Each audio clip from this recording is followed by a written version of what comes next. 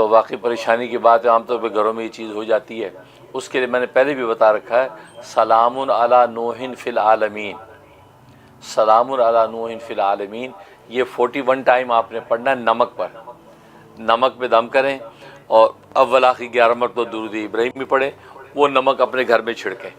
خاص طور پہ جو کونے کھدرے جہاں سے یہ کیڑے مکوڑے آتے ہیں وہ اس کے سوراخ میں چھڑکیں۔ اس کے علاوہ گھر کی اندر ساری چار دیواری میں،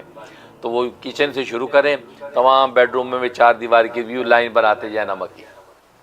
اور بیسمنٹ وغیرہ کے اندر جہاں جہاں چوہوں کا خطرہ ہے وہ ہر جگہ، ایسی جگہ جہاں پہ نمک ڈالا جا سکتا ہے، آپ باتھ روم وغیرہ کے اندر نہ ڈالیں، اس کے باہر کی طرف دیوار کے ساتھ اس کو لائن بنا دیں،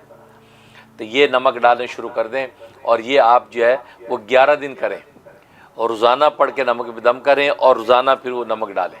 تو 11 دن تک پابندی سے کر لیں، انشاءاللہ کسی قسم کے کیڑے مکوڑے چوہے نہیں رہیں گے، اور آپ کا گھر بالکل صاف ہو جائے گا۔ میں بھی دل سے دعا کرتا ہوں۔ بہت شکریہ۔